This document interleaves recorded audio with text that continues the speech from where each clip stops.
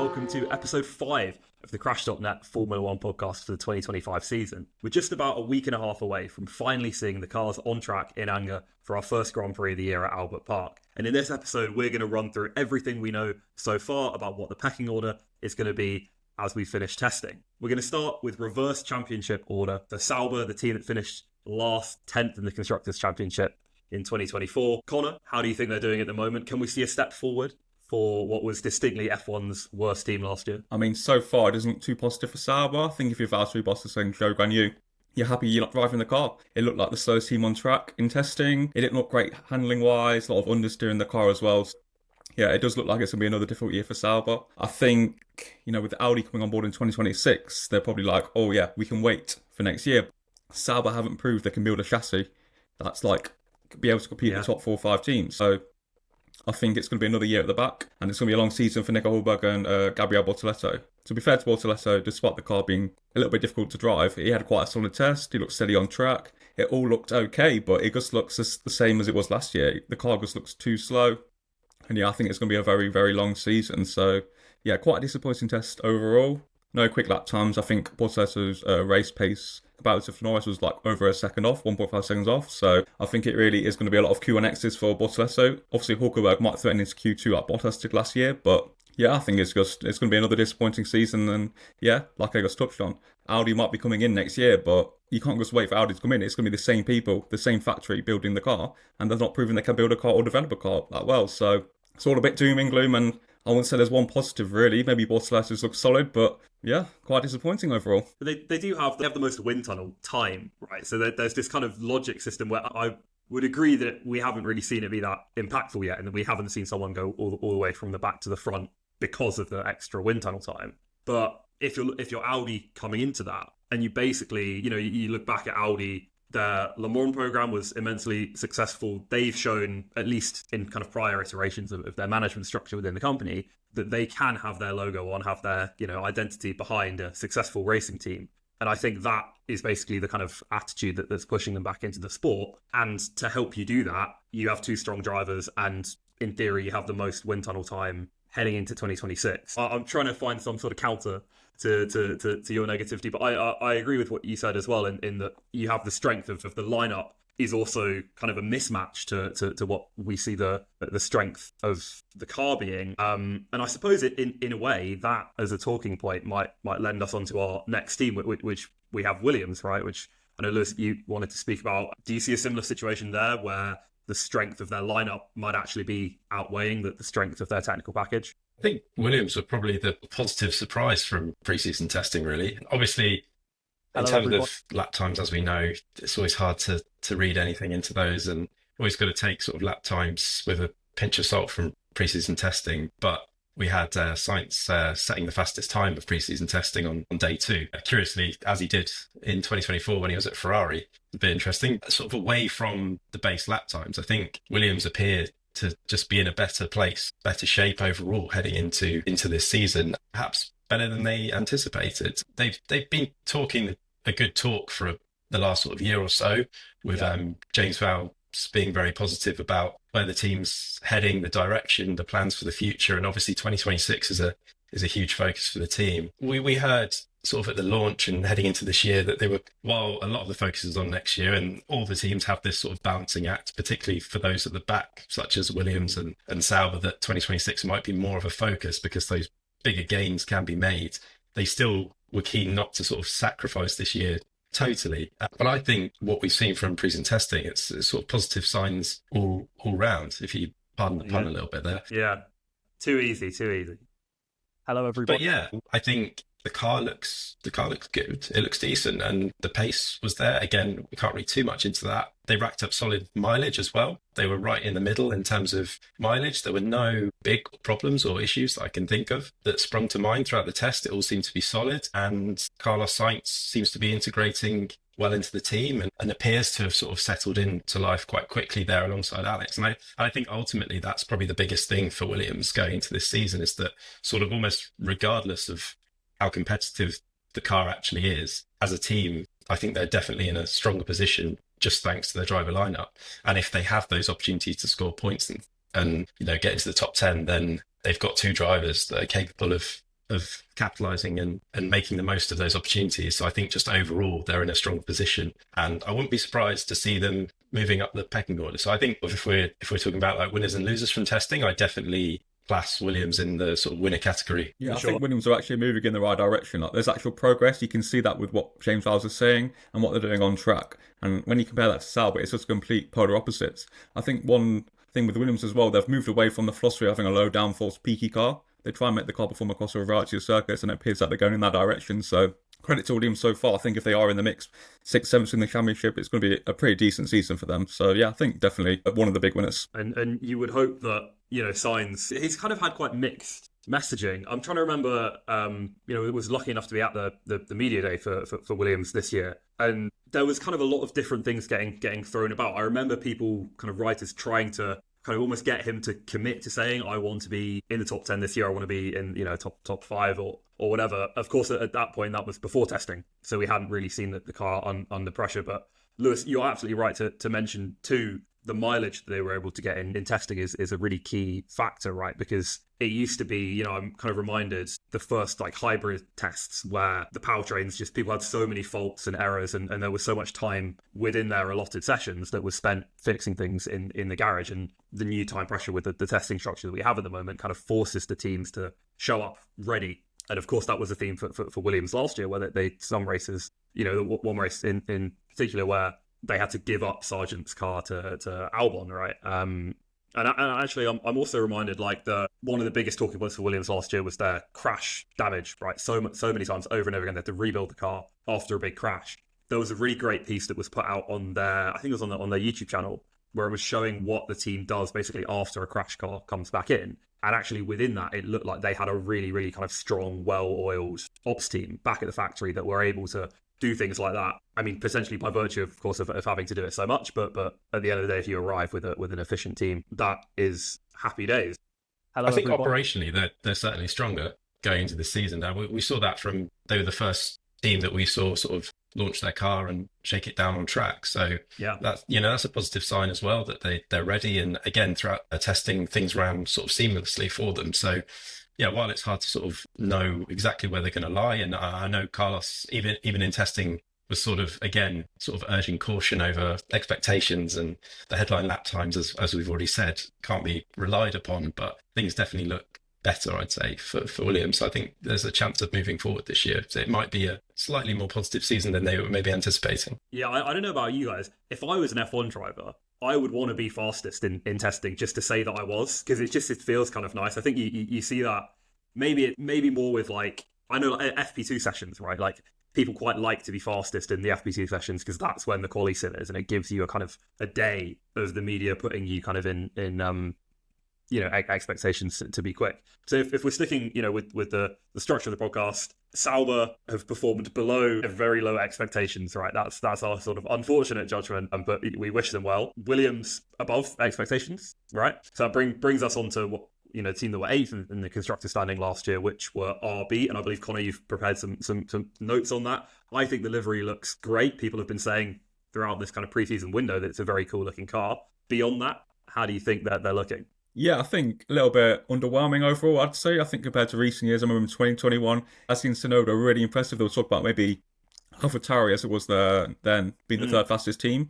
I think I won't going to be too harsh with it. It was underwhelming, but I wouldn't say it was overly negative. It wasn't overly positive. I think it was just a solid test, a lot of mileage. They probably arguably are maybe a couple of attempts away from the top midfield runners at the moment, but like an upgrade on the car, Australia's using the car a little bit better. Perhaps then they'll be a little bit further ahead. And nothing too exciting, but who really gets excited over the Red Bull Junior team that often? Like, it's just, So yeah, I think, Hadjar, right? What? How do you think, Hadjar was doing? Is he? He's the latest in a long name of people who are marked against Yuki, right? So actually, in a way, we do have some interesting past data kind of control variable to judge that on. What were your impressions of him? Yeah, I think it was quite a solid test. I think he had a couple of moments. He seems to be quite aggressive with the steering wheel. He puts a lot of steering lock compared to a lot of the other drivers. So that was quite an interesting point just to watch on board. But yeah, like I said, I think it was just a solid test. And like you said, with Tsunoda, we'll be able to see how good Hadjar really is.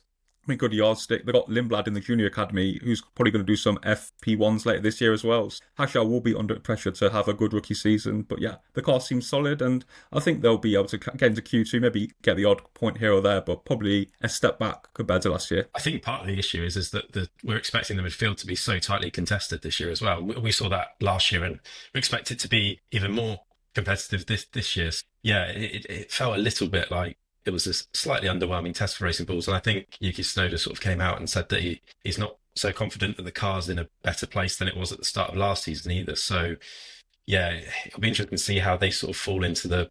I'd expect them to be sort of towards the lower end of that midfield, at least to start the season with. And then, as Connor said, developments, upgrades, that kind of thing could quickly turn things around if we're only talking about milliseconds or tenths of a second between two or three teams. But yeah, a similar theme really. There's quite a few teams that have had fairly solid, not necessarily standout tests, but nothing that's too concerning either, which is probably what you'd expect when you come to the end of a regulation set as well. Yeah, for sure. I think that maybe the Red Bull second team more than any other team is connected to the Red Bull technical package. So you would imagine if there's a knock-on effect with, I mean, we'll get to them later in the show, but their performance is kind of inextricably linked to the main team, right? And if the main team isn't able to make gains, even the Honda Power Unit, right? They both share that. So are we underwhelmed, overwhelmed, or whelmed by RB? Slightly underwhelmed. Slightly underwhelmed. All right, slightly. So not going to be too harsh. Are they a winner or a loser? Loser. Fair enough. Slight loser. And I did want to ask. It's not something that we've seen raised in the press, so apologies if I'm going on conspiracy theories here. But we know how that team likes to operate in terms of driver lineup. Are we certain how Joel makes the end of the year? I mean, it is obviously performance dependent, but is his contract kind of on the same level of security as Doohan's, maybe a little bit more secure? What do you guys think about that? Because I'm interested. I feel like with the expectation on Lindblad, might they have Zandvoort, something like that, something kind of mid-season European as a marker for Hajar? Honestly, don't see why he wouldn't contest the full season unless he has an absolute shocker, which I don't think he would. I don't see any reason for that. I mean, it's obviously early days. We've not seen him racing in F1 yet, but he's done a very good job in the junior categories, and I think there's an element of with Yuki Tsunoda as the experienced head in the other seat. I think as long as he's not, performing, say, as badly as like Nick De Vries did, for example, as long as he's not on that kind of that's what trajectory, I was thinking. as long as he's not, as long as he's doing a solid enough job with the car that they have at their disposal, which, Yuki's kind of come out and said that they might be struggling to score points in the early stages of the season. If that's the case, you've got to give him a bit of time to bed in. I don't think there'll be too much pressure on him early on, unless he's having an absolute shocker, and then of course questions will get asked. Yeah, Red Bull do have some exciting young talents coming through. But at the same time, they need to have time to prove themselves too. And I'm not sure there's a huge rush there to force them into the race seat at Racing Bulls for this season. I'd say that's more of a question, see how Hajar performs this year, and then that's probably a bigger question for 2026. But also you've got the added complexity there of whether Yuki Tsunoda stays beyond the end of the season or not. His contract's up. We've already heard Christian Horner sort of admit that he could be let go and he may want to pursue opportunities elsewhere and a drive elsewhere for his future, because 5 seasons at the Red Bull sister team or junior team, however you want to describe them, is clearly not what Tsunoda has in mind for his sort of long-term future. He's mid-20s approaching now, so he wants to take that step forward. So yeah, I don't think Hajar's going to be under too much pressure early on. I don't think we'll have those same sort of question marks that we're going to have with Jack Doohan. Maybe I'll be wrong. Maybe, if he has a really poor start to the season, then of course, it's a results-based business at the end of the day. I think certainly early on he'll have the time to sort of impress. So I don't think that'll be too much of a worry for him. No, for sure. I hope so. It was just an idea, and you're kind of right to mention Nick De Vries, because I had in my mind, he came in, much more experienced than Hajar, but he also came in with a very solid junior record and winning Formula 2, winning in Formula E. There was kind of everything going for that to be a rational move, and it still didn't work out. Hello, everybody. He did I think that's always... F2. Hello, everybody. He did win F2 in quite a let's say, a less competitive field than it's true. Say, for example, how the year before we had Russell, Albon, and Norris in the F2. And then 2019 was kind of a year that sort of everyone forgot about a little bit. Yeah, I think was Latifi second in that year's championship. So I don't think the competition was there. I mean, that not to take anything away from the fact that he won that championship, but then when you consider sort of the drivers Hadjar was up against, for example, to finish runner-up in F2 last year in a far more competitive field, I think, yeah. I think I'd back Hadjar. I mean, I remember watching, he got so unlucky in the Monaco round of F2 last year. He was winning that race, and then there was a late safety car that allowed, like, O'Sullivan had gone long and was like out on his own on his tyres and would have had to go to the back, would have to pit and go to the back of the field. And the safety car came out and let him pit and stay in front. And those same points could have won Hadjar the championship at the end of the year. So you're absolutely right that he was unlucky in that case. Speaking of young driver talent, we should move up the table towards Haas, who have Ollie Behrman coming in for his first full year, and Esteban Ocon coming in as, again, one of these now kind of paddock veterans who came in as a sponsored, backed young driver and arrives at Haas with a lot of experience, a lot of friends and maybe enemies too around the grid. Lewis, what is your verdict for Haas at the moment? I think Haas has come away as sort of winners from preseason testing, I'd say, on the whole. Okay. Again, kind of similar to a few teams in that they had a very sort of solid, unremarkable test. Certainly from a sort of a lap time perspective, they clearly weren't focusing on one lap pace, and they didn't set any sort of headline times throughout the test. Their best lap times came on day 3, and they were still, sort of nowhere near the top. In fact, I think they were one of the slowest teams based on one lap pace overall, but clearly that wasn't Haas's focus. And actually in recent years, Haas have been quite strong in qualifying, and it's been sort of more in race performance and particularly issues with tyres and consistencies over a race distance that have sort of thwarted them more than their one lap performance. So clearly they've been focusing more on that side of things. And, I think it's a sign of confidence, maybe quiet confidence or optimism, that they were able to just sort of get on and knuckle down with the program that they had in mind, and were quite happy to sort of go a little bit under the radar and just focus on getting the laps in and the mileage and focusing on exactly what they had planned, rather than worrying about trying to set headline lap times and grabbing some attention. Ayo Komatsu seemed pretty happy with how things went as well through testing, and said he wasn't too worried about the one lap pace at the end of testing. That clearly wasn't their main priority. They actually logged the second most mileage of any team. I think just one lap fewer than the most. So again, really just one lap. Well, that's unlucky. Yeah, 457 laps I've got noted down. So okay. They pretty much, level pegging in terms of most mileage from the test. Car was running well and no big issues there. So consistency and logging those laps. I think we sort of classed them as a winner. There was sort of some early positive signs from testing, and obviously Ollie Behrman coming in. I mean, he keeps joking that he's sort of a part rookie or a bit of a rookie, because we've obviously seen what he can do in a Ferrari and a Haas a couple of times last season. So yeah, he's not sort of that full rookie, as it were, but still, like, giving him an opportunity to bed in with the team and get up to speed, and that all seemed to go smoothly as well. And with Esteban Ocon alongside him, they've got a pretty exciting driver lineup. I think there's potential there for possible drama, as we've seen with Ocon in the past, has not been afraid to get his sort of knuckles out with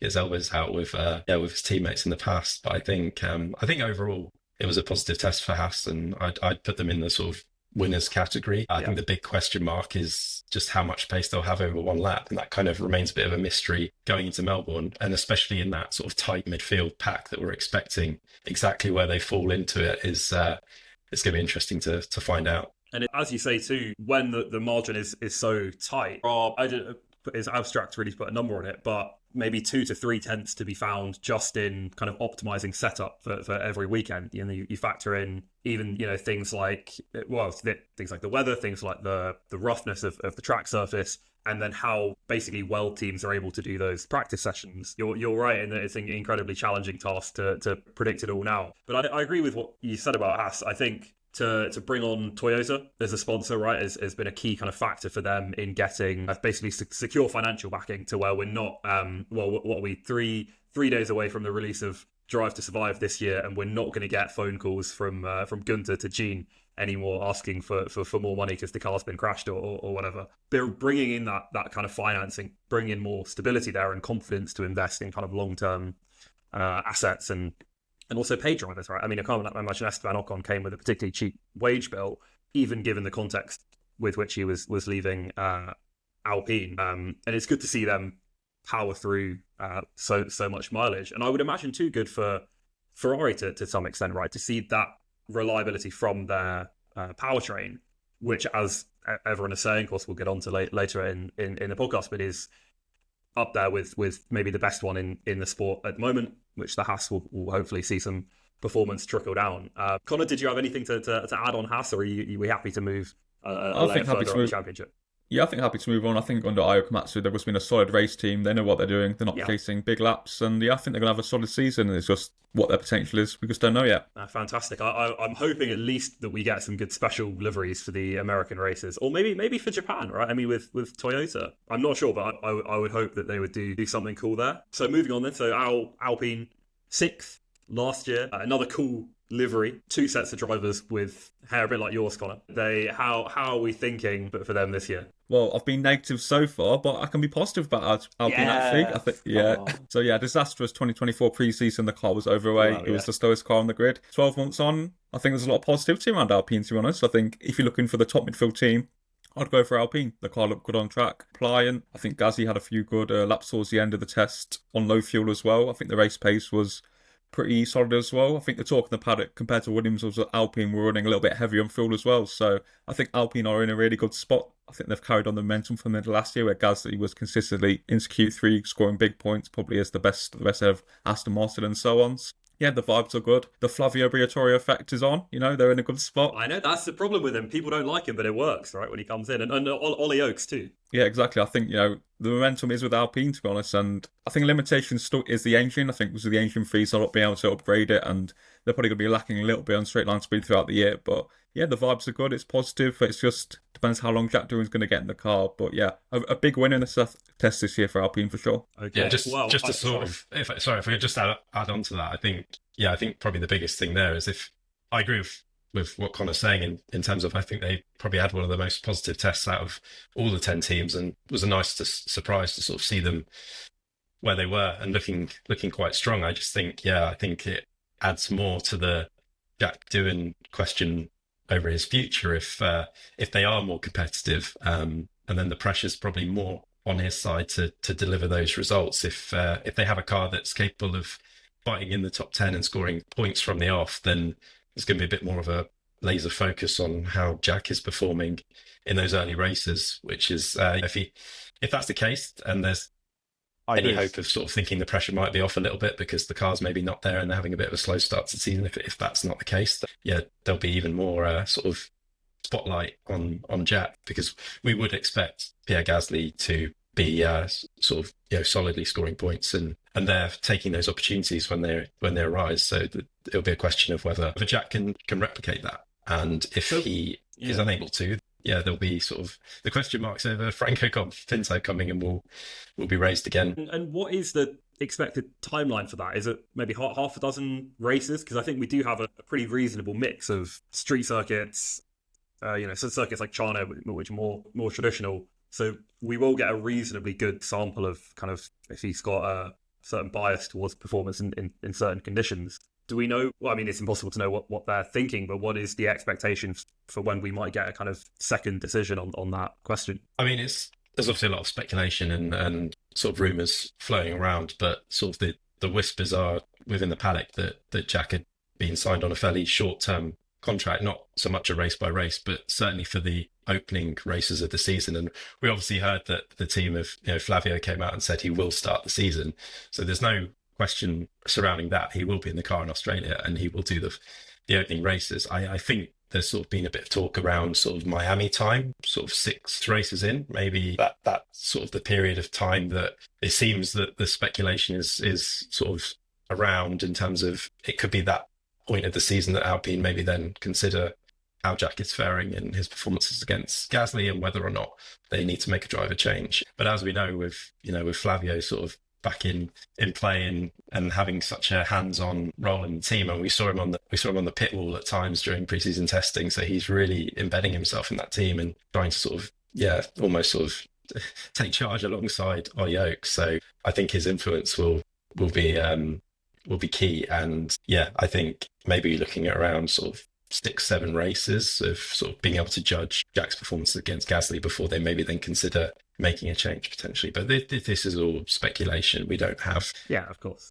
any proof to that, but that is what we've seen reported around generally that it's around that sort of part of the season that will be the time that they consider any changes if things aren't going well for Jack. But this is all assuming that he doesn't actually start the season well. I know it would which be he may great well if do. if he came in and was quick. It feels a bit harsh in a way for us to just be sort of talking him out of a seat before he's even really got that opportunity. So we'll have to see how he goes. Yeah, you're right. I mean, there's like we say, 22 is not a perfect marker for performance in Formula One. It's a good one, but even still, it can be very hard to tell. And Colapinto himself is an example of that, who performed much better in Formula One than people thought. I agree. If I'm putting on my Flavio Briatore manager hat and you arrive at Miami, which is basically a Spanish-speaking city, and you want to bring in your Spanish-speaking driver and sign a bunch of Argentinian sponsors, that may be a good time to do it. I suppose, speaking of teams with big sponsor backing and teams that have been investing a lot in recent years, we're classifying Alpine as a winner. Am I correct so far? Yeah, 100%. Fantastic. So if we take another step up, team in green finished fifth and have finished fifth for the last 2 years in Formula One. Aston Martin, how are they doing, Lewis? I've been really positive so far, and now I'm going to go the opposite way to Connor and start a little bit more negative now. I think it was quite a miserable test, to be honest, for Aston Martin from what we saw. I think there's some work. They have some work to do going into the season. I think only Red Bull had less mileage than Aston. That wasn't helped, obviously, by the final day. They're a bit unlucky there with Lance being unwell Thursday night into Friday. So they had to change around their run program. That disrupted things and compromised their test program, particularly as Lance got in the car in the afternoon on Friday, initially completed 30-odd laps or so, and then didn't feel well, so had to vacate his seat for Fernando, and obviously swapping the seats around and getting all the setup of the car and stuff for the other driver takes time, and they lost valuable time there in the afternoon. That was after the lunch break. So yeah, they lost some running there, which it was not ideal at all, and a very difficult end to the test for Aston Martin. But yeah, I suppose on a positive side, the team said when they launched their car that they wanted a car to be more driver friendly and more predictable. And from that side of things, it looks, from what we can see, that they maybe have improved things there and the drivers seem a little bit happier, but I wouldn't say it looks particularly strong or fast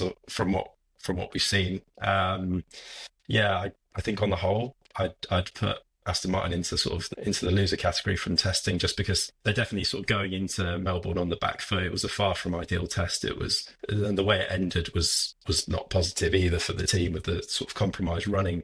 I don't think they kind of got out of it what they were hoping for. Yeah, again, a team that have given a good talk over the last few years and bigged everything up and have made the signings off track, and the infrastructure's there, the money's there, the investment's there. They've got the wind tunnel coming in the 2026. They've got Adrian Newey coming in, these star signings. Everything's lining up off track for them to be a success. And 2026, as I've mentioned a few times now, that will be the real sort of indicator of where they are. And we can't really judge Aston Martin too harshly before then, but I think it does sort of feel that 2025 could be a little bit of a lost cause for them. I just don't see how they're going to make huge gains. If anything, I think they might be sort of starting on the back foot and potentially falling away from the sort of, they finished a distant fifth in the championship last year.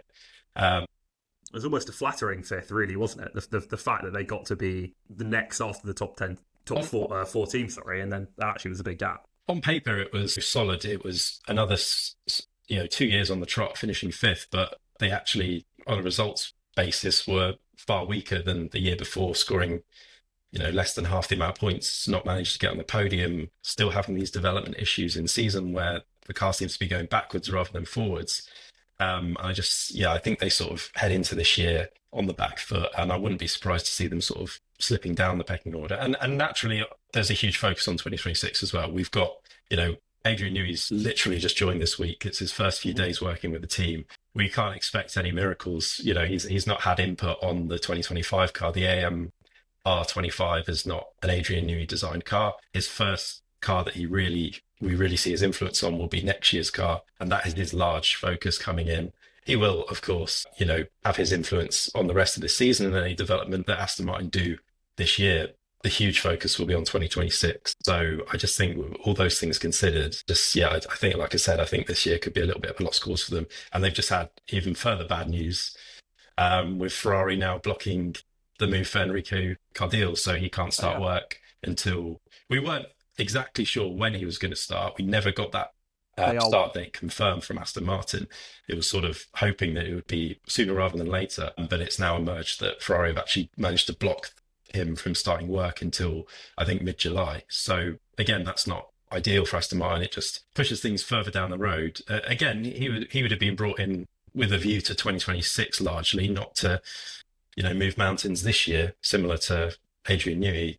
But again, it's certainly not good news for Aston Martin that's been sort of pushed further down the road. They would have liked to have get him in and get him integrated into the team a lot sooner if they could have. So I think overall, I'd sort of put Aston Martin into the loser category there. Crikey. So a team that has Fernando Alonso and Adrian Newey currently on their books can still be a loser. Sorry, Connor, I can tell you wanted to jump in.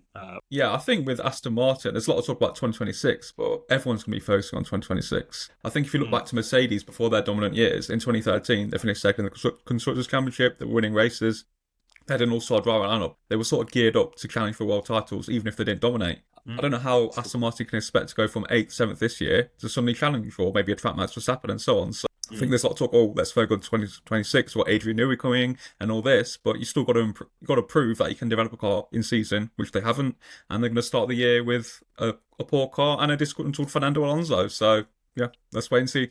I think that's my biggest sort of issue with Aston Martin. We've not really seen 2023 aside, when they started the season so strongly after that sort of transformation over the winter. We've just seen the team sliding backwards, and despite finishing fifth for the second year in a row, I'm just not seeing those signs that, as you alluded to with Mercedes, where we saw the team making progress and moving forward and winning races. And even though we knew that they were focusing on the new regulation set for 2014, which obviously proved to be a masterstroke in the end, they were still moving in the right direction. With Aston Martin, we're seeing the opposite. They're sort of falling backwards, if anything, moving closer to the rear of the midfield than the front end of the midfield, and sort of under threat of losing that potential being the sort of front end of the midfield team. And I think, with all the issues they've had with development, and they just don't, the last 2 years, they just haven't been able to develop a car in season. They've been sliding backwards, and everything they've brought to the cars has arguably made it worse. So I think this year will be a real test for them in that sense, to at least see, even if they do start the season poorly, can they bring updates to the car that actually push the team forward? We need to see some encouraging, tangible signs and results on track to give me any confidence that in 2026 there'll be a force to be reckoned with, as Lawrence Stroll keeps hoping that they will be. And it's all okay giving all the big talk and we've done this and that, and it's true, off track, everything, they seem to have sort of all the pieces together, but we're just not seeing those results translate on track. So I think we need to see some positive signs this year before I can anyway get too carried away and excited by this whole project in 26. Maybe next year, they could have a poor season, and maybe next year they'll still turn it around and I'll be proven wrong. And I'd like to be, in a way, because I'd like to see that happen and another team be up at the front and be able to make that change and capitalise on a rules regulation, which is partly the point of it as well, and use that wind tunnel allocation. And with the system that we have in place now, that is the sort of whole point. But I struggle to get too sort of excited with what's going on there until we've seen something that gives me reason to be on track. So I think they've got a lot of work to do this year. Yeah, no, that makes sense. I suppose if I put on my to take off my Flavio Briatore hat and put on my Aston Martin PR person hat, you could make the point that Mercedes' ability to spin both of those years was in the unrestricted spending era, right, where they had full backing to basically be able to pay to do that. And now when you're in a cost gap era, you have to think more kind of critically about the opportunity cost of where the money's being spent. But you're absolutely right to say, if you're saying that you're going to be good next year, why can't you be good now if you're going to use the same system to be better next year? Well, the more concerning thing is that they're just sliding backwards. They're not even moving forwards. It's sort of stagnation or sort of a negative trend rather than an upward trajectory. So I think that's my sort of concern there. For sure. We should move, so we'll put Aston Martin down. The team with two of the best names in the history of the sport down in the loser column and move a step over to a team that came, I would imagine to them, quite a disappointing fourth in the standings last year, their lowest position in a long time. Connor, what is your read on the Mercedes team? Yeah, more positivity, actually. I think Mercedes' most encouraging pre-season test in the ground effect era. The W16 looked really hooked up on track. Those like big snaps mid-corner, those oversteer moments that we saw so many times with Hamilton and Russell over the years were not really apparent. I think Russell and Antonelli looked good on track. The lap times, the race pace performance was quite comparable to Ferrari. So I think Antonelli and Leclerc's race stint on the second day were within a tenth of each other. And given that was Antonelli's, let's say, first race run in the 2025 car in the 25. Start again. Run it back. Given that was Antonelli's. Yeah, given that was Antonelli's first run in the 2025 car on 2025 tyres, it was a really encouraging test. Actually, if Russell was in that car with more experience and was like better suited to the car, you'd expect that the Mercedes would be ahead of the Ferrari. So I think all signs are pointing good. Of course, the caveat is it was cooler in Bahrain and the Mercedes performed really well in cool conditions last year. So we'll have to see in Melbourne if it is hotter, if the W16 is, let's say, performing as well.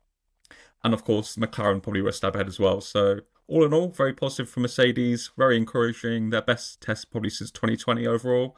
But we'll see when it's a bit hotter and different track conditions as well. And how did Mercedes do from a kind of mileage perspective? Yeah, I think Mercedes actually completed the most laps, 458 in total. So yeah, great reliability, great for Antonelli especially to get a lot of laps under his belt ahead of the new season. And I think Mercedes engines have always been so reliable over the years. Yeah, because so many positives for Mercedes, which is a welcome change compared to recent years. But like I say, when we get to Melbourne, or maybe when it's a bit hotter on track temperatures, can they dial the setup in over like one practice session on a sprint weekend or 3 practice sessions? That is the big test. But so far, so good for Mercedes. And it should be exciting as well to see how that all plays in with the team, really. Because I think that, yeah, as you said, there is so much expectation on Antonelli. I was trying to kind of pay attention to his onboards and kind of people analysing that he, maybe also comparatively to Hadjar, has this quite aggressive driving style, which actually also in a way reminds me of Verstappen, which if you were a young driver, who else would you pick to try and, base your style off of? But the man whose, style seems to match up best with this iteration of cars. And if the Mercedes can work around that aggressive driving style and basically have a rear end that is sensitive, but then will kind of squat down on the exit of the corners and allow them to kind of nail that shape of how these cars like to drive, then that could be a really, really positive step and kind of give them this confidence that they've been lacking. I am interested to see kind of how big their fan base is this year, really, Mercedes, because so much of a percentage of their backing kind of felt like it came naturally from Lewis's fans being fans of Mercedes because of Lewis. Hamilton, not you, Lewis. But you're right in that they are, confident that they're kind of happy and that they seem to have got their expectations confirmed, right, with what they found on track, which is kind of the most important thing. We're going winners then for Mercedes? Yeah, big winners. Fantastic. So then moving, big winners. If you can win testing, of course, but big winners. If we can get someone from Mercedes on the podcast, then they're big winners. But if we move a further step up in the championship to a team with a really, I would say, a really tough challenge this year, different people doing different jobs, different responsibilities in the wake of Adrian's move to Aston Martin. How are Red Bull doing, Lewis? What was the read on maybe their most important test to kind of make a statement about their team in recent years? I think things started fairly positive for Red Bull in preseason testing, especially sort of the early noises we were getting from the team seemed to be very positive. We had both Helmut Marko and Christian Horner coming out and saying, sort of with confidence in a way, that they thought that the RB21 had sort of addressed and fixed the issues that had plagued the team and the car sort of midway through last season, and all those sort of balance and handling issues that we had. And I thought that was quite interesting that we sort of had that coming out on day one, that things were looking positive. So it did seem like they'd made sort of a strong start, but then sort of from there things started to go a little bit downhill. And what we were seeing on track as well didn't really sort of line up with those comments, because throughout 3 days of testing, the car looked to be a real handful at times. Both Verstappen and Lawson, both drivers had spins, and neither looked particularly happy with the balance or the handling of the car. It looked notably tricky to drive at certain points, sort of quite regularly throughout the test. Other times they seemed to dial that out with setups, and it looked a bit stronger, and they were able to put in some decent lap times. I think on the whole, even considering the weather conditions, which made it tricky for everyone, there were quite blustery windy conditions at times throughout the 3 days of testing, but everyone was in the same boat there. I just think, we saw quite a lot of signs that the car sort of consistently was quite tricky to drive at times. That could be, something they can dial out and they might get on top of it. It might not be a fundamental problem that it was last year, but I definitely sort of feel that things shifted a little bit during preseason testing, that what started off as being quite a positive test ended up being slightly negative. They also completed the least mileage of any team. Out of all the 10 teams, they had the fewest laps, 304 completed, which wasn't a surprise in some ways, because we did see the RB21 in the garage a lot of the time throughout the 3 days of testing. The team were quite keen to sort of just stress that this was just normal setup and changes that you would make in a preseason test. But that maybe aligns with the sort of drivers being slightly unhappy with the handling and the balance of the car, that we saw it in the garage a lot and being worked on, and things being changed.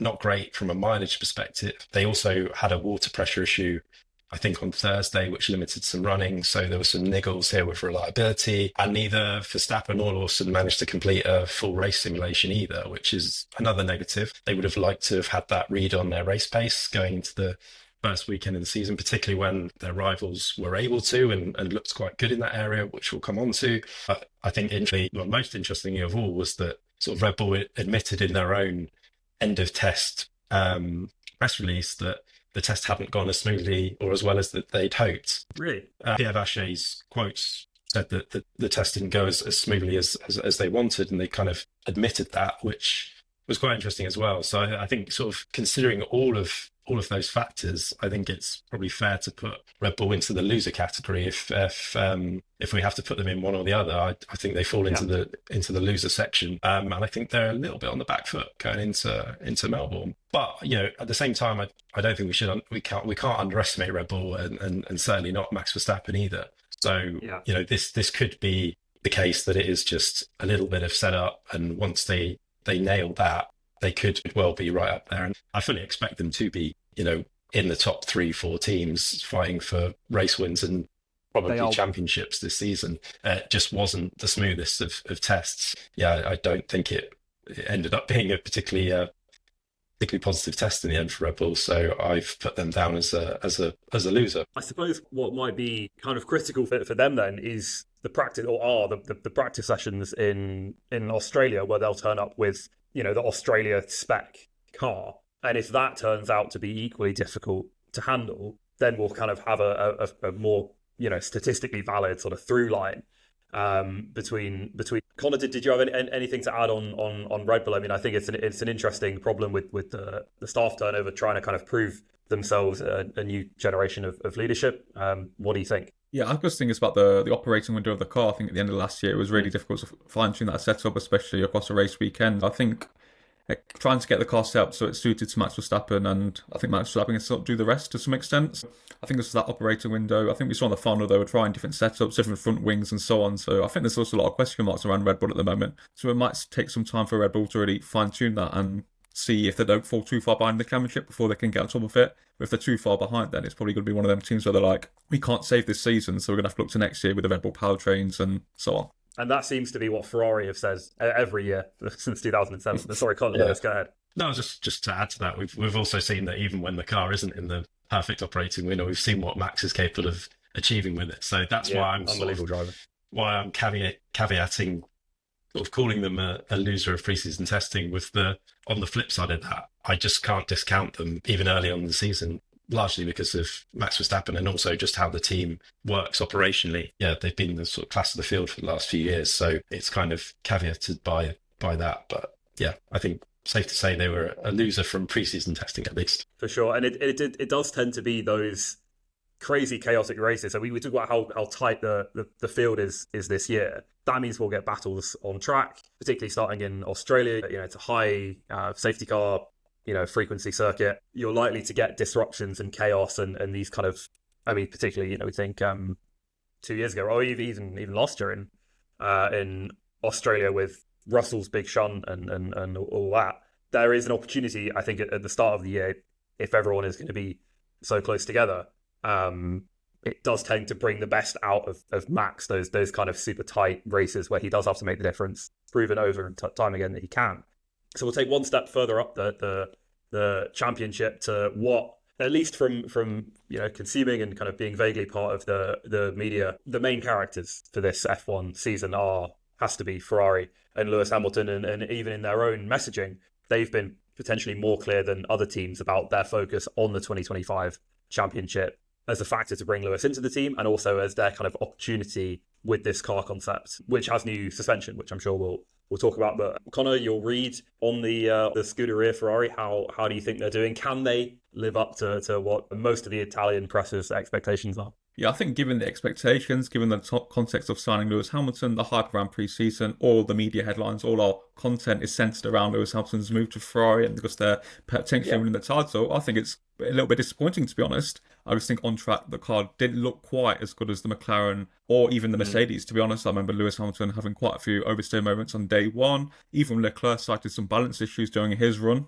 and this was backed up in his race simulation against Norris. I think on average he was about half a second slower than Norris. Of course, there's always the usual testing caveats and so on.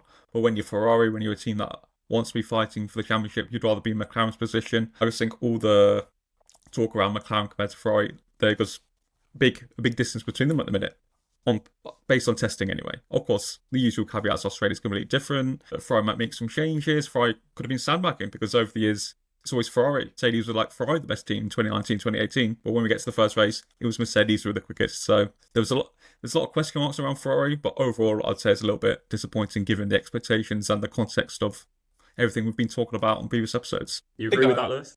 I think I largely would. I'd still probably, if like we're putting them in winners and losers category, I'd probably place Ferrari in the winners category but I do think there was some sort of worrying signs with how the car handled, particularly for Lewis Hamilton on the opening day. It did look a bit of a handful at times, and they also had an issue on the final day. We don't know exactly what, but the plan was for Hamilton to conduct a race simulation on the final afternoon, and we saw them call it a day prematurely with about an hour to go, I think. And Hamilton didn't get to do that race run in, which would have been really important, vital information for him. I think from Hamilton's perspective, it was a positive test in the sense of continuing his adaptation to the team and embedding himself with the team, all that side of things.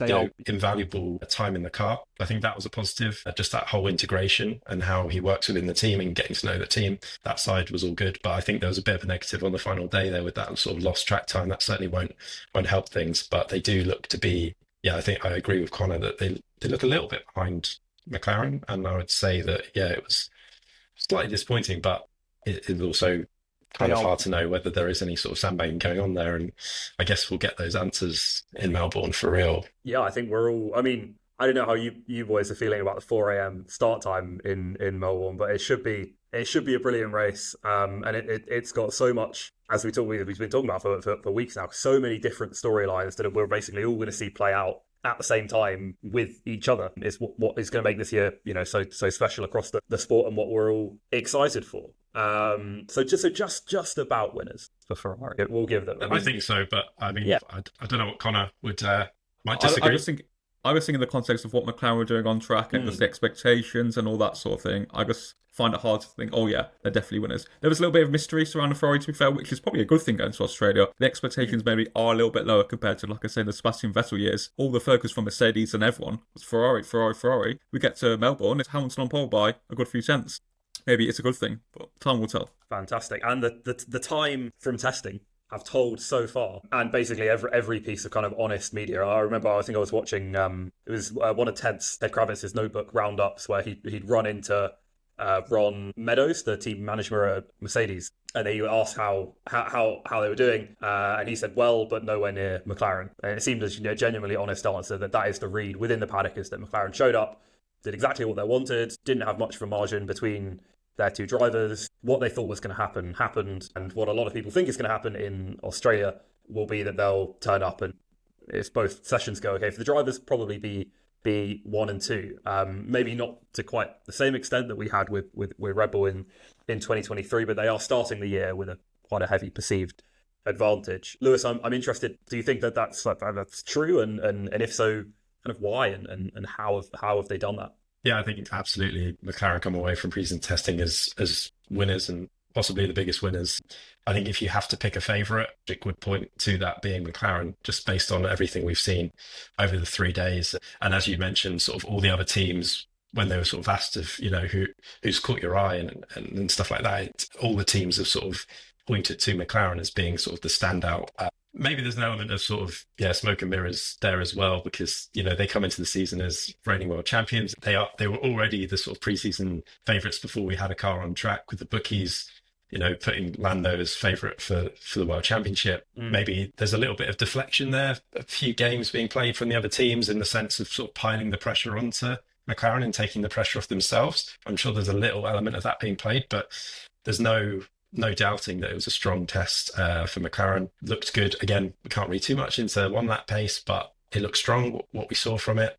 I think the most sort of noteworthy sort of takeaway was Lando Norris's sort of headline-grabbing long run pace on day 2. That was the real, I think, moment that made other teams, the media, everyone following testing sort of raise their eyebrows a little bit and go, okay, hang on, this is quite impressive. And it seemed to be certainly the talking point on day 2. And then I think Oscar Piastri followed that up by topping the race simulations on Friday as well. So that kind of underlined that it wasn't just a one-off, and that I think that sort of alludes to the fact that McLaren do possibly have an advantage there, certainly over race pace. We'll have to wait and see one lap whether that is also the case too.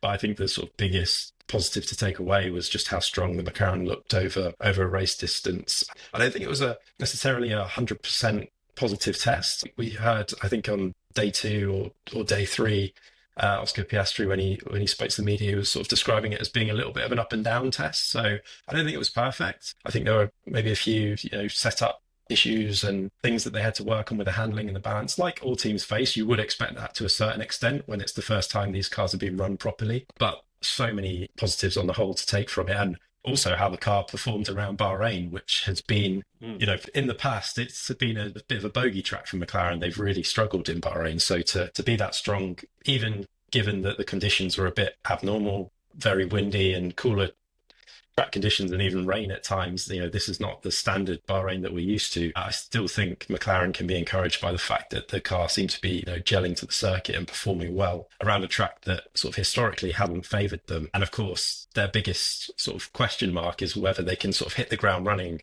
from the off, which has been their biggest weakness in previous years.